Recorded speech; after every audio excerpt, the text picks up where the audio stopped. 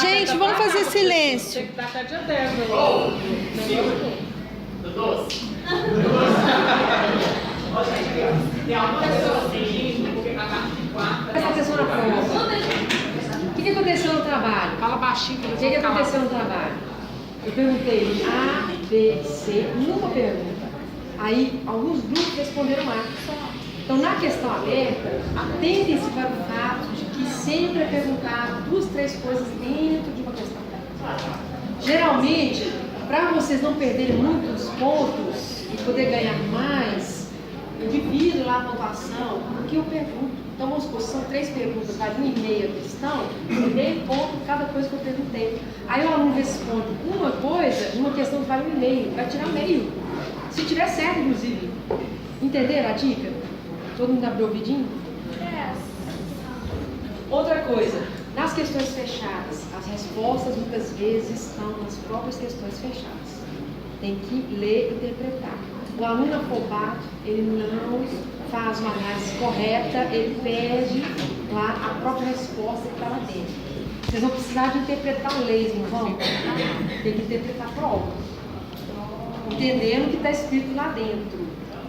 Outra coisa, não adianta decorar, ouvir igual ao slide ou o próprio livro. Eu escrevo de outra maneira, sinônimo. Tem que entender. Por isso que eu não vou pedir decoreba especificamente. Mas se entender, por exemplo, olha o negócio das escolas. Qual que é a visão de homem e de mundo de cada escola? O que cada escola descobriu? Mas pelo slide da O slide é o conteúdo do livro. No slide, por exemplo, tem coisas que não tem no livro. Então, dá uma lida no livro e pega o slide e esmiuça. Tem como você falar de novo? O que cada escola fala? Eu vou falar agora a revisãozinha aqui. Estou só atentando para entendendo que a pessoa está cobrando que ela não deu. Não, nada que eu pus lá não foi falado. E quem assistiu às aulas provavelmente percebeu onde que eu dei mais ênfase. Vai perceber agora. Na verdade, eu já pus o que eu pus na prova, só que eu não pus assim. Né? Então, as questões fechadas, por exemplo, das abordagens, eu pus a questão fechada. Não tem como vocês decorarem um pouquinho com uma bola grande disso aqui. Código. É muita Então, coisa. pus a questão fechada. Quem leu e estudou vai bater o olho E vai lembrar. Vai lembrar que estudou. Não vai encontrar escrito igual. Entendeu? Estou visando bem exato. Eu não vou pôr igual. Professores, você não colocou igual. Não vou pôr mesmo, porque vocês são mais inteligentes do que isso. Vocês vão ver lá e captar qual que é a pegada de cada um. Então vamos lá, fazendo revisão aqui pelo conteúdo. Por que a psicologia precisou, dentro lá dos diferentes tipos de conhecimento, quais são os diferentes tipos de conhecimento? Senso comum, vocês estão vendo essa metodologia? Senso comum, Científico, filosofia, religião. A psicologia está em qual? Ciência. Ela veio de qual? Filosofia. A filosofia não é a base de qualquer Da ciência? ciência, é. Mas o pensar filosófico, ele não vem lá da especulação do senso comum? É. O que se constrói, que vem de uma demanda do senso comum, que gera lá um pensamento filosófico, que é a especulação, levantar hipóteses, refletir, pensar infinitas maneiras a respeito daquilo. Até chegar no que a gente chama de ciência, qual que é a diferença?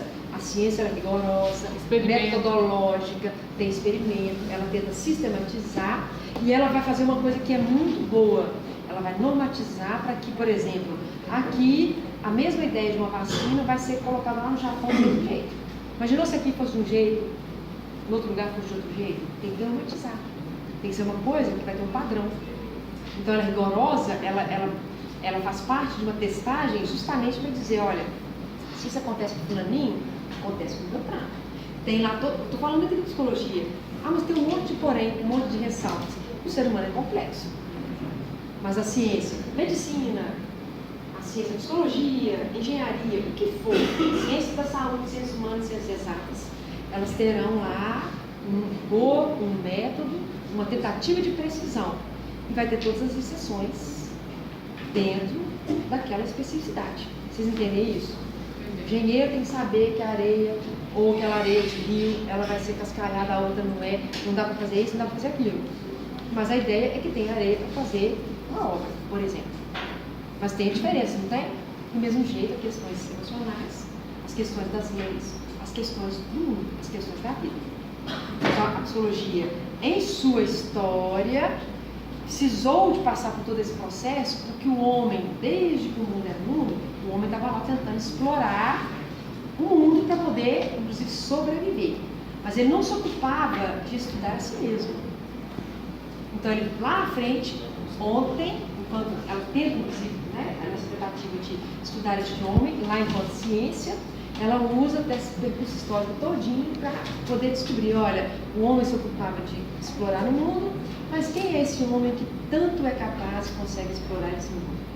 Porque o homem já especulava lá na base filosófica sobre ele, mas precisou de se sistematizar e descobrir o que o homem tem de tão bom assim, por que ele é tão capaz e por que ele mesmo se torna objeto de um estudo, que é justamente a psicologia, ciência que visa estudar o comportamento e as funções psíquicas. Então, se instituiu a ciência lá na frente. Mas até então, inclusive ela surgindo como uma tentativa de ciência, se formando para o tal, para se tornar sistematizada, surgem duas primeiras escolas, abordagens, teorias, sinônimos, entendeu?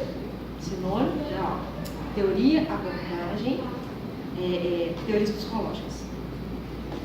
A mesma coisa. Por que surge lá enquanto escolas, teorias, abordagens?